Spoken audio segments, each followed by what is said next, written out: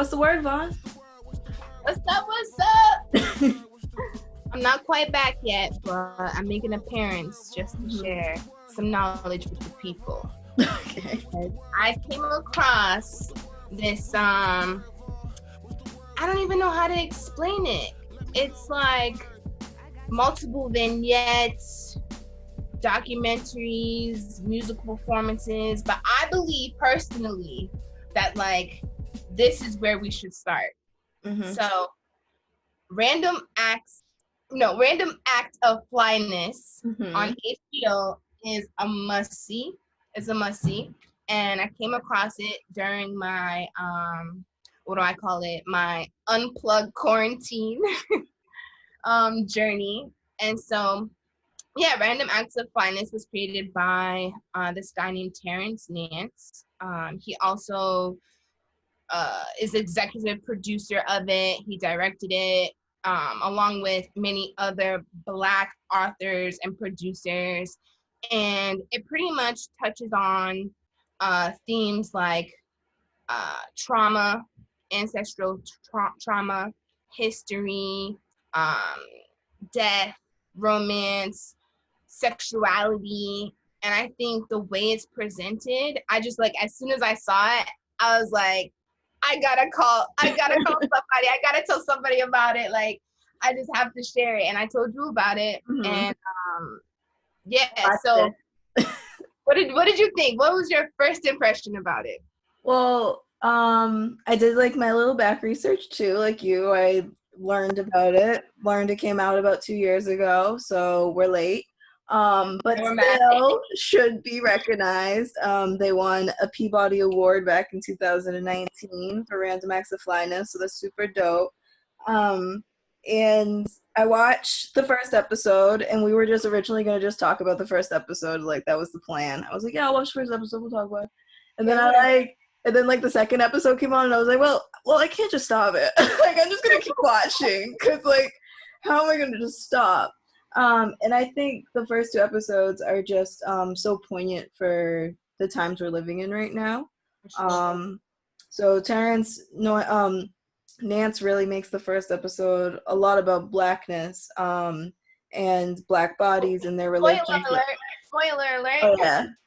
Yeah, I mean, it's 2 years old. If you haven't watched it, you're like us, and you should feel bad. So feel bad like we are, and just know what it's about.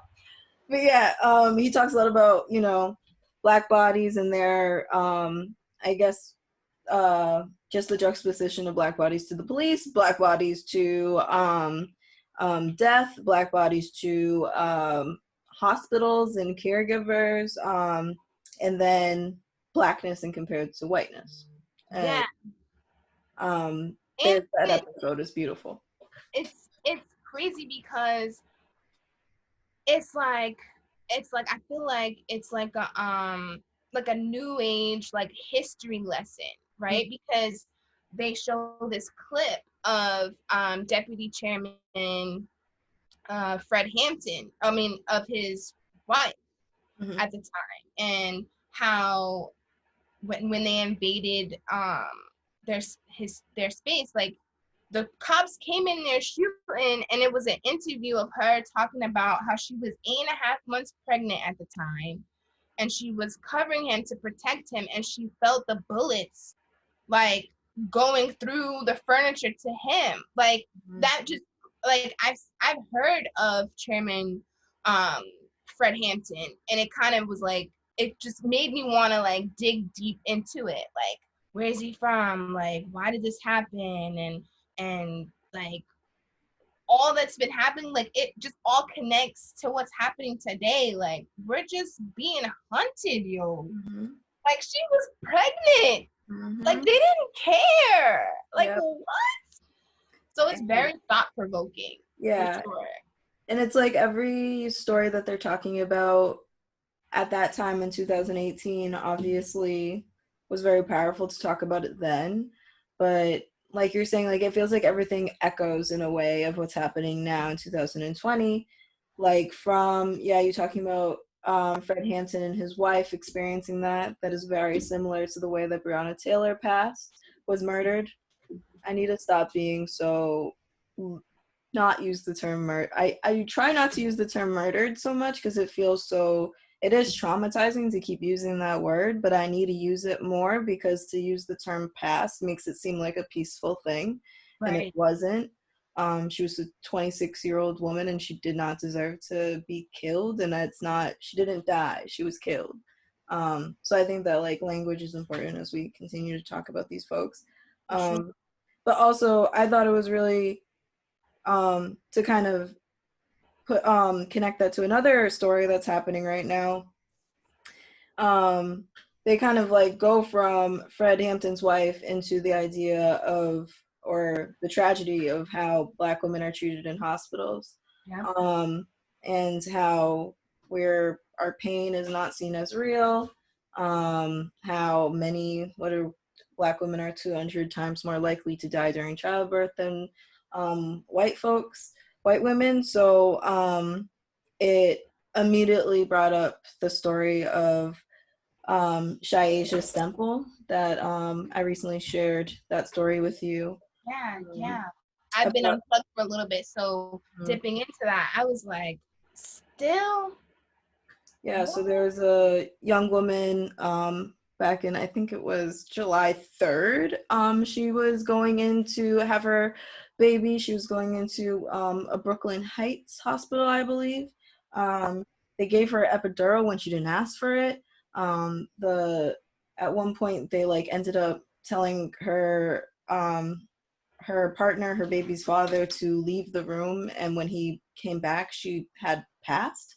And again, I feel strange using that term pass because it feels, in a medical sense, there's kind of like there, you can get away with like excuses with Right. with when it comes to deaths in the medical field. But statistically, when Black women keep dying in this way, you got to believe and trust our pain. And um, I just thought it was like, one, should keep saying Shayeja's name, like she's important. We need to talk about her. Um, but also, I just think it was just like so wild to watch this show that was made 2 years ago, and they're just showing us like police brutality after police brutality, like little clips. And in some ways, I'm desensitized. Like I was able to just watch it, and I'm like, what is wrong with me that I'm not like cringing? Right. Right.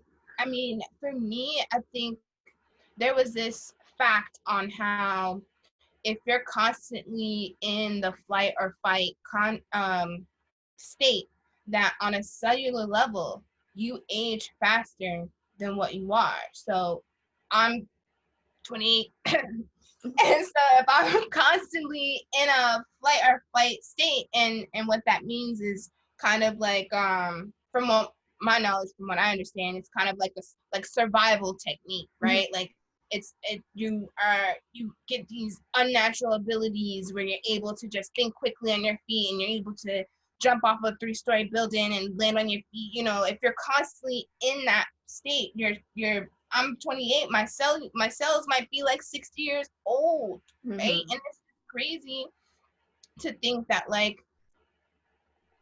we're women are constantly in that state because of these stories, Mm-hmm. and it's just it makes me want to do a home birth, yo. Like Oh, girl.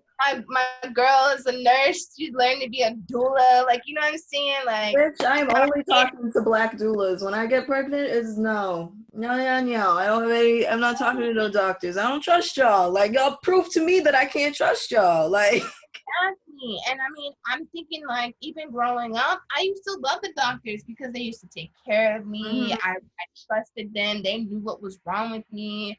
But now I'm just like, well, damn, Yeah. I'm worried. Will my doctor take care of me? Like, for real? Will they really know what's going on with me? Like, we we gotta find a way to really build a community and like have more Black doctors so they know, like, rest in peace, Dr. Sebi, Mm-hmm. because like he had the answers. And right when he was starting to share with the world, what they do? Pop him. Like Fred. So yeah. So yeah. So that's crazy.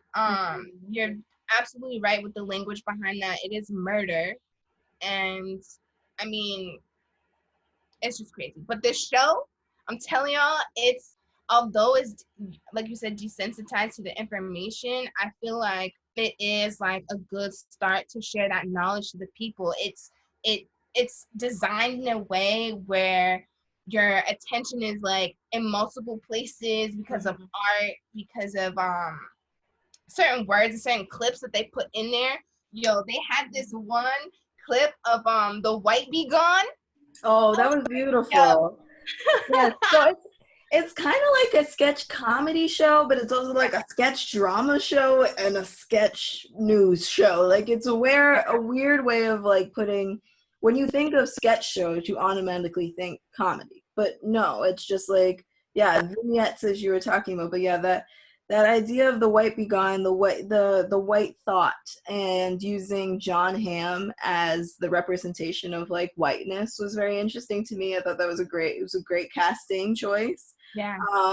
I love how he said like the most common white thought white folks can have is saying I'm not racist out loud, is like something that like to like empower them or something like that. And then to like, you know, juxtapose it with Black Thoughts and just have literal Black Thought, the rapper, talk about his black thoughts and it just being funny at the end. It's like it just being like feel good at some points. You're just like, okay, I feel a little better now. Black Thought's here. He's talking about like everyone being able to use the bathrooms, and that's why like Yep. I like that part because I'm like, yo, what if we really did have some type of oil or ointment for white people to use to just get those white thoughts out, right? Like how not perfect, the world won't be perfect, but at least that's a start, right? Yeah, for sure. Get somewhere with that. And what else? On episode 1, I think episode 2 was really loaded too, because it really opened up, I think, more sexuality and identity. Yeah. But like, sorry to cut you off, but the first episode also they mention and they talk to a bisexual Black man. Oh yeah. I thought was like first off, like beautiful. Like they call that little segment the sexual proclivities of the Black community, which was so cute. But talking to like a bisexual man, also I was like suggesting you should watch Boomerang. I've never been a huge fan of BET TV shows, but like they're getting good now and they got Boomerang. It's Lena Waithe is one of the producers, so I trust her. And they have a bisexual Black man on the show, and it's been like a big part of the conversation of just like, how does he define his Blackness? How does he define his malehood? How does he just how everyone perceives him being Black and being bisexual, and kind of having to tiptoe around things and not actually being exactly who he wants to be. And that kind of bleeds into the second episode where they're talking to a lot of transgender folks. That reminds me. So I heard this is what I really enjoyed about unplugging. I was still getting information about what was on social media, like through mouth. And I'm like, yes, like I felt like these are my roots, you know, like through mouth, I'm getting all my knowledge from people, but I could also understand in the long run how dangerous that can be if you don't do your own research. Because like it's like a game of telephone. You're gonna lose the message at the end. But I heard that Halle Berry had pulled out of a scene from being a transgender male? Or yeah, she was planning to be in a movie where she was gonna star playing a transgender male character, and then she was spoken to about like, bitch, what? You realize we told Scarlett Johansson she can't do this, and if a white girl can't do it, you know you saying, well, you can't be doing this, girl, relax. Like I get that she was like the third or second Black woman to get like an Oscar or something like that. Just the first. The first. Or wasn't that woman that before her? Wasn't it that woman that was in that terrible racist movie? I don't know. Film. Yeah. She did play like an Aunt Jemima or something, but it was back then. Whatever the case was, don't think that you're privileged just because, you know what I'm saying, you have that title or whatever. But the topic of it is very interesting because having heard that whole thing with Halle Berry, and then had seen episode 2 of um the, not necessarily perspective, but like them sharing about themselves. Yeah, I love that they were in these like confessionals that were like all mirrors. It was so beautiful. So beautiful. And I think one of them had said something about a story about how, they dressed up for the day and they were walking down the street, and then a woman came to them and was like, yes, honey, yes, you better work and all that. And them feeling like worse than ever before, and not feeling what she's praising, because they're still just being who they are. I think they even compared it to, it's similar to being punched in the face. Like, they were saying how you're making their identity a spectacle, and that's what it becomes. Like, that was a shocker for me. So I'm like, yeah, you think you're just uplifting and making like, oh, we accept you, I love you, but it's kind of like how would you feel walking in a room full of white folks and being like, yes, queen, we got a black Nubian queen up in this bitch, yes. Like, you'd be like, I don't need this support, no, I don't want this. So like, when you flip it like that, I totally get where they're coming from. Yeah, but it comes with this question of like, who should play those types of roles, right? Like, trans folks they should be telling their stories. Like, it makes no sense to have white folks in blackface telling black stories. It's just, I don't think it shouldn't be that difficult of an answer. It should just be trans folks should be telling their stories the way in Pose they had that community tell that story. I get that, but there's also this other side where it's like, because I'll speak from now, I don't want to say devil's advocate or anything, but just like my mama bear popping up, like, just what if they don't want to be responsible for those stories? Just like how some black authors and producers, when they make movies, they're like, I don't want to be responsible for telling the black story. Like, what if I want to talk about something else? So I see both sides of it. Like, yes, transgendered people should tell their stories, but it shouldn't be their burden. I guess. Right. Yeah. Their burden. But like, we should all notice Fawn's still wearing her no transphobic t-shirt. Like, she's about it. She's not for out here. True, right? Like, why be all these? We're just trying to lessen their burdens, whatever they feel comfortable with. But I get what you're saying. I get that. Yeah. But I think that thanks for letting me know about the show. I think it's an excellent show. I think it's just beautifully done. Like, as a person who loves film and who likes cinematography and just looks at TV as another aspect of visual art, this definitely fits in that realm. So we'll continue to watch. Maybe we'll. Yeah, I stopped at 3.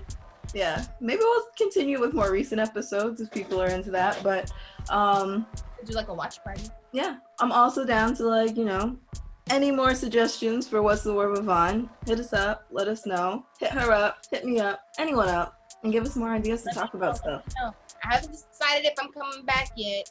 But if I do, just slide up in those DMs. Yeah. And what she said, folks, I need to clarify the way you're talking right now, because I don't think everyone knows what you're trying to say. Because you keep saying, like, when I come back. She hasn't left the podcast. That's not what we're saying. She's just off of social media currently. That's it. You're making it seem like, y'all, I'm not, when I come back in this business, like when I start working again, like, nah, bitch, you still here. You're still a part of it. Yeah, I took a break from social media. It's just getting too much, It's just getting too much, and I get it, because people are now, like, just how you sent me that information about, sorry, what was her name again? Shayasia Stemple. Shayasia, it's still very important. It can be overloaded sometimes, and so, yeah, it's been a few days, but who knows how it goes. Well, we hope that you enjoy your time unplugged, and I hope that everyone continues to stay hip and support Black art and Black TV shows and Black content, even if it's old, tune in. For real. Word.